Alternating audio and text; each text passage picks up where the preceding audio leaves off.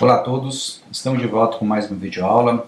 Essa é a nossa quarta videoaula da temática Reencarnação, Nascimento e a Morte e será a nossa última videoaula sobre essa temática. Na videoaula anterior, nós falamos um pouco sobre o outro ramo de pesquisa que possa trazer evidências da reencarnação, que seria a recordação induzida de vidas passadas, e nós terminamos a videoaula com a seguinte indagação. Se você tivesse um amigo que se chamasse Maria, e essa amiga perguntasse para vocês, eu, Maria, reencarnaria novamente, qual que seria a resposta? Então nós falamos que apesar da resposta mais comum ser sim, na realidade não, né? Ou seja, a Maria não reencarnará novamente. Então nós ficamos de explicar o motivo nessa videoaula, e é o que nós faremos agora. Para isso, no slide 3, nós temos aqui uma figura que é muito comum de encontrar na internet quando se pesquisa sobre o assunto de reencarnação. Ela mostra aqui então uma criança no útero, essa criança vai crescendo, torna-se adolescente, um jovem, um adulto, um velho, morre. Aí uma luz dá origem a uma nova criança no útero, que vai se tornar um novo adolescente, um novo jovem, um novo velho, que vai morrer, né? Aqui mostra simbolizando essa máscara que morre, mas a luz continua com o processo. Para nós entendermos isso, vamos começar a dar alguns nomes. Então vamos supor que essa criança aqui vai se chamar Joaquim, tá? Então essa criança que vai se chamar Joaquim, ela tem um pai e uma mãe. Ela vai estar com alguns familiares, ela vai ter alguns amigos, ela vai estar em alguma cultura, num ano, numa classe social, que vai dar para ela algumas oportunidades. Então, baseado tudo nesse contexto, do pai e mãe, das famílias, da cultura, dessas oportunidades que ela vai ter chances de tomar decisões e vai cometer acertos, vai cometer erros. E além, né, desse lado social que vai influenciar nas suas decisões, tem aquilo que ela traz consigo, tá? Seja aquilo que é dela, de indivíduo, seus valores mais individuais que também vão influenciar nesse processo, etc. Então esse Joaquim vai passar por esse processo. Quando chegar aqui, repare que o artista reproduziu que o que vai continuar é essa luzinha branca, que depois a gente vai discutir, que é uma metáfora que ele está utilizando aqui, uma metáfora por forma de figura, simbolizando aqui o espírito, né? Ou seja, o que continua, o que reencarna é o espírito. O Joaquim morreu. Então o Joaquim ele tem um tempo de nascer e um tempo que ele morre. Pronto, o Joaquim depois não continua.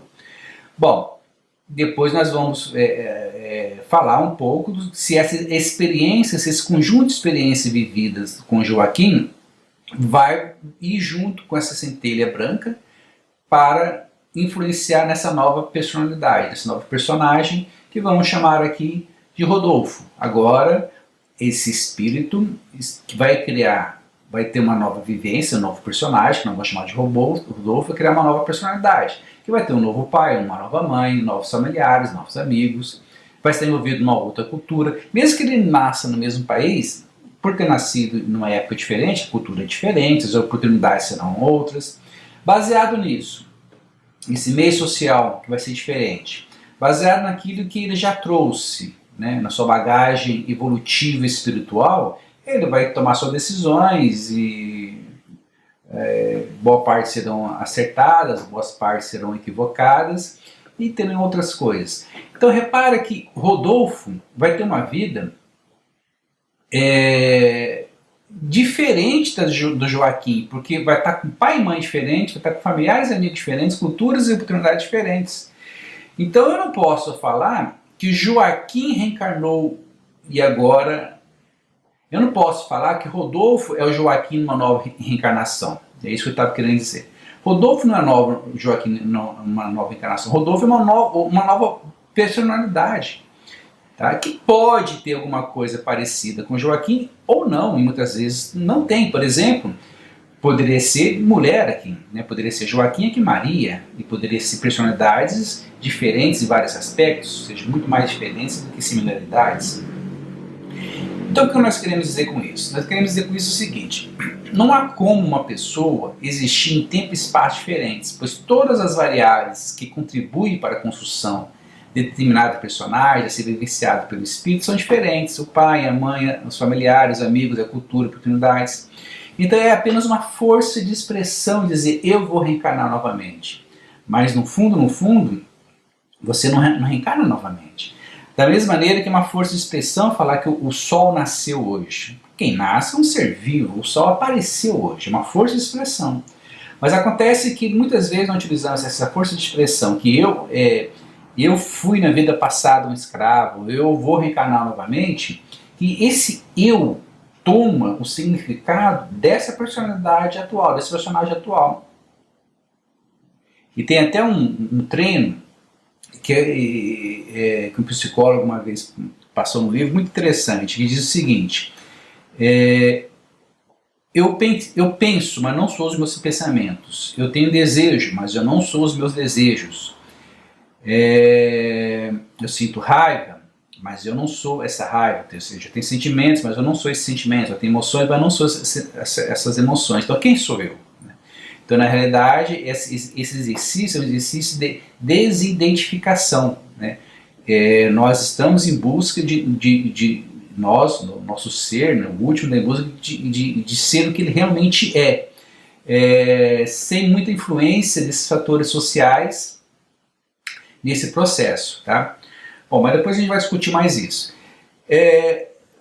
Então, faz um pouco sentido essa passagem que existe no Novo Testamento, que é uma passagem do Paulo, numa epístola que ele escreve, chamada Epístola aos Hebreus, no capítulo 9, versículo 27, que diz o seguinte: como aos homens está ordenado morrer uma vez, vindo depois disso o juízo. Muitas credos atribuem essa passagem de Paulo como sendo uma passagem que contraria a reencarnação.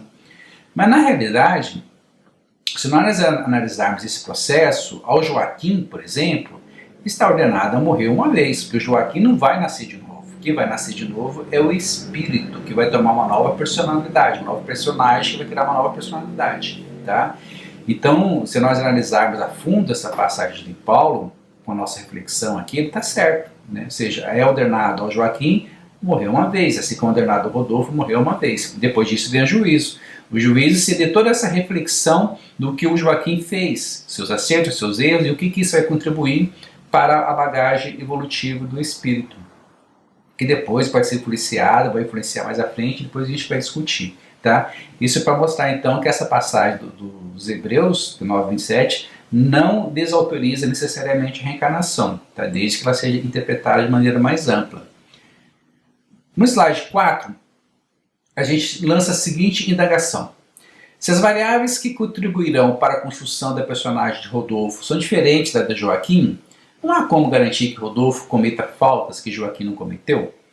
Essa pergunta é para problematizar a seguinte afirmação que existe, de que a evolução do espírito é linear e contínua.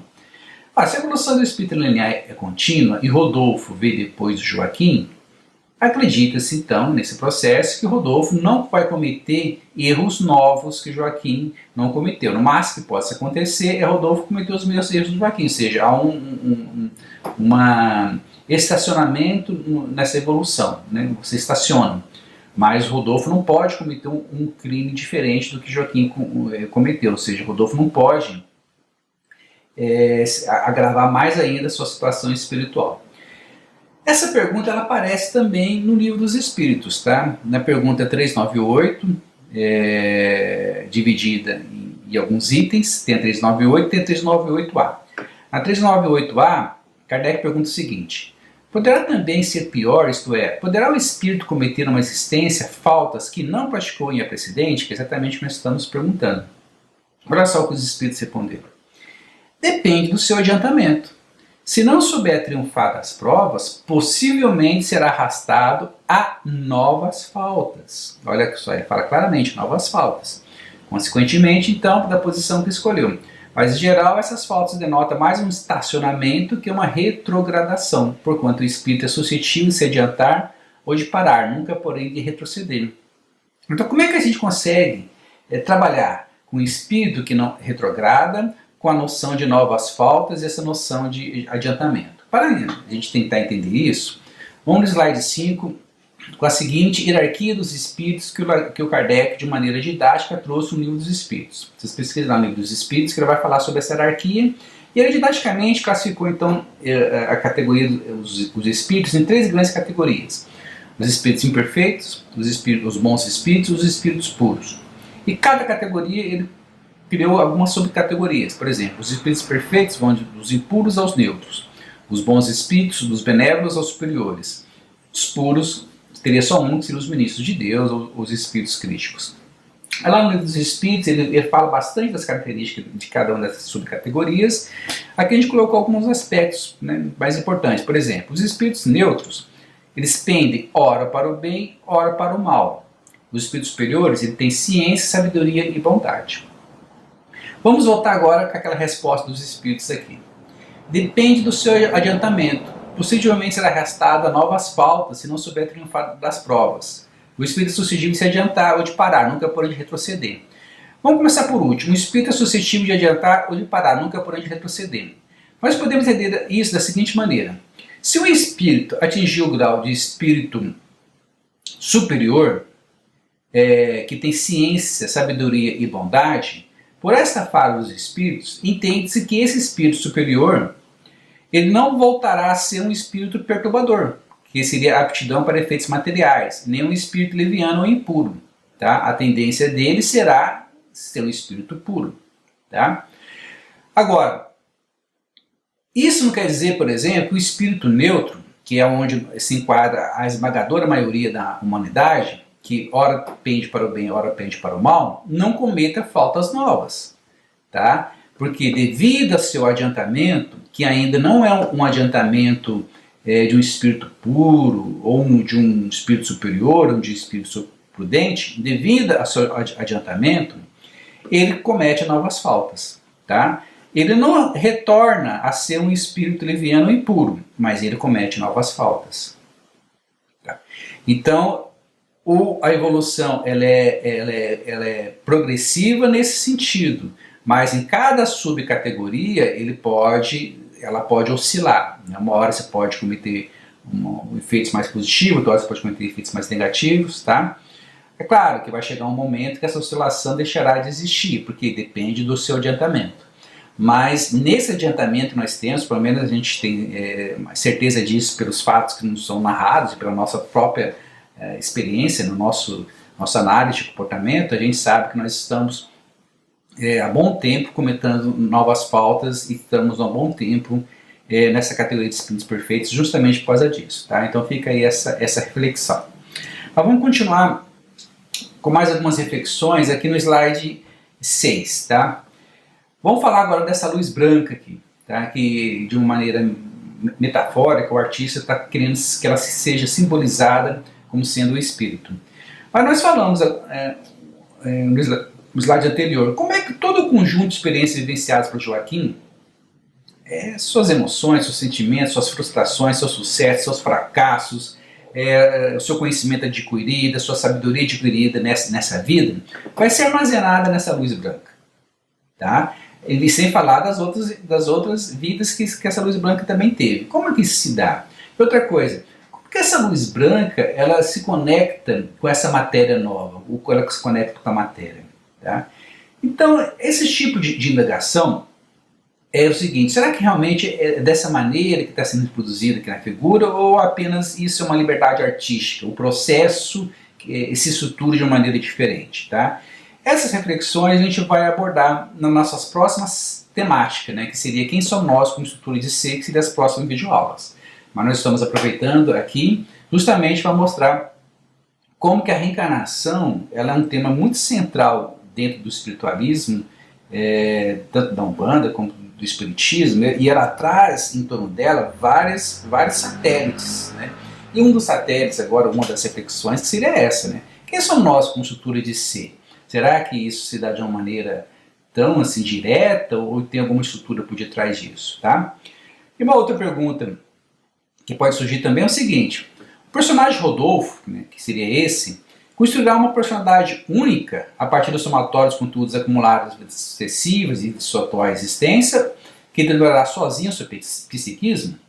Ou seja, vamos lá. essa centelha aqui, nessa luz branca, de alguma maneira estruturou, tem contido nela todas essas experiências vivenciadas por Joaquim e pela Maria, e pelo José, e pelo David, ou seja, por todas as outras personagens passadas. A pergunta nos diz o seguinte: isso vai fazer parte para construir a personalidade do Rodolfo, juntamente com suas experiências atuais, e essa personalidade vai usar disso, né, para se construir, e ela vai dominar sozinha o psiquismo da nova personalidade? Ou, aí vem a outra hipótese, ou o personagem Rodolfo construirá uma personalidade, mas sofrerá a influência das personalidades anteriores que estão ativas e continuam coabitando o psiquismo com ela. Muitas delas são autônomas e mantêm suas características originais, emergindo para a superfície do psiquismo e exercendo influência sobre o pensamento e comportamento do personagem Rodolfo, de acordo com as circunstâncias que possam evocá-las.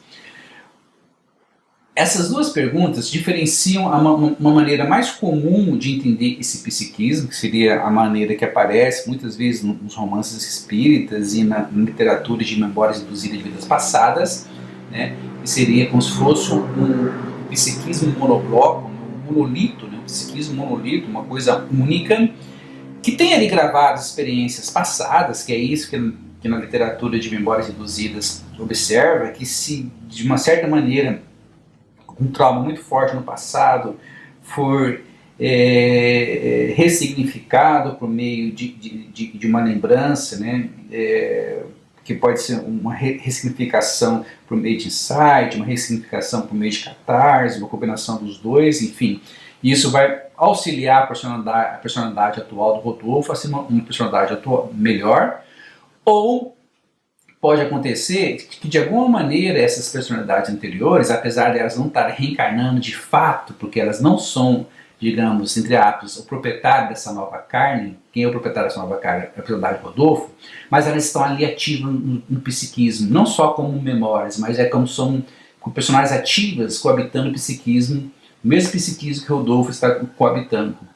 De tal maneira que ela tem algumas autonomias e, dependendo de algumas situações da vida do Rodolfo, elas podem ser ativadas e pode inclusive influenciar muito a personalidade Rodolfo nas suas decisões, nos seus comportamentos, nos seus sentimentos, nas suas emoções. Tá? Essa hipótese, essa nova maneira de enxergar o psiquismo é o que a gente vai tratar na nossa última temática que a gente considerou para abordar, que seria a apometria e umbanda. Não vamos aprofundar essas reflexões nessas videoaulas. Assim, daquelas outras temáticas que nós abordamos inicialmente, claro que outros poderão vir, né, e virão, mas pelo menos as outras mais iniciais, essa vai ser a última e a gente vai aprofundar nessa temática. Né? Nós veremos que isso é uma nova maneira de enxergar o psiquismo que não anula as outras maneiras. É como se nós disséssemos o seguinte, em termos de analogia: a física de Einstein não anula a física de Newton, mas ela permite tratar de fenômenos novos, ou permite de tratar de fenômenos antigos de uma outra maneira. Isso fica claro. Então, essa nova maneira de perceber esse fenômeno, de perceber esses fenômenos, vai permitir de tratar de alguns assuntos que na maneira anterior não teria como, e de metodologias diferentes. Mas enfim, fica aí a curiosidade, fica essa pulga na orelha, atrás da orelha, e quando a gente chegar na temática apometria a gente vai aprofundar, mas a gente precisa de falar outras coisas antes, é por isso que ela está por último. Continuando aqui, no slide 7, né, a gente espera que vocês tenham gostado demais desse tema e espera que vocês estejam querendo aí, ansiosos por novas referências. Nós já indicamos alguns livros nessas 4 videoaulas, mas vamos colocar aqui alguns outros livros que nós consideramos interessantes. Vou tornar explícito, né? Então, com relação a reflexões filosóficas sobre reencarnação, é claro, os 2 livros mais importantes que nós consideramos é o Livro dos Espíritos e o Evangelho segundo o Espiritismo, que tem reflexões muito profundas sobre isso. Mas nós também consideramos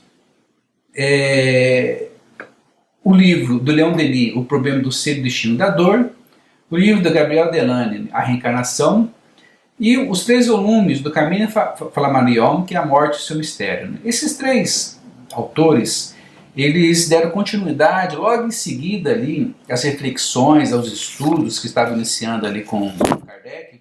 O Kardec morreu relativamente jovem, com 65 anos.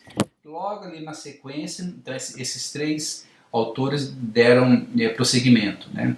Então, por exemplo, só por título de curiosidade, o Gabriel Delany, o pai do Gabriel Delany, foi um amigo íntimo do Kardec, e a mãe do Gabriel Delany foi uma médium que colaborou, né, com a quantificação do Kardec, né, só por mostrar como que esses três sempre estavam ali muito afinados com a proposta do Kardec e trouxeram, né, os três um cumprimento muito interessante, né, essa proposta de Kardec, reflexões muito importantes. Tá? Então fica aí a dica. Outra dica que é relacionado a alguns casos reais da reencarnação. Então, esses três livros, primeiros livros aqui, da Ivone Amaral Pereira, que é Nas Voragens do Pecado, O Cavaleiro de Numière e O Drama da Bretanha, conta a história sequencial de reencarnação de um grupo. Né? Então, aqui tem uma história inicial, Nas Voragens do Pecado, em que um grupo de pessoas está envolvido.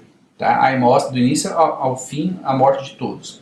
Depois, O Cavaleiro de Numière mostra como que foi a próxima encarnação desses personagens. Aí que fica interessante. Aí você mostra, dá para perceber nessa nova realidade, o que tem de parecido com a realidade anterior de cada um, qual é a nova dificuldade que tem. Dá para você imaginar qual foi o principal desafio dessa nova reencarnação para compensar alguma coisa que foi falhada na reencarnação anterior. É muito legal. Tá? Então fica aí a dica. E depois tem uma nova ainda, que seria o Drama da Bretanha, que encerra a análise que ela fez. Depois continua, mas aí ela não traz, né? Mas daí encerra essa análise. Então, pelas essas três, né, em três momentos diferentes, três grupos diferentes, o que um evoluiu, o que não conseguiu, o desafio muito interessante, dá para a gente refletir sobre nós mesmos, sobre os nossos anseios existenciais e sobre qual seria a nossa proposta nessa reencarnação. Então a gente consegue aprofundar um pouquinho mais no conceito da reencarnação e o que ela significa para nós, o que ela significa para a nossa existência por meio dessas histórias. Tá? Muito interessante.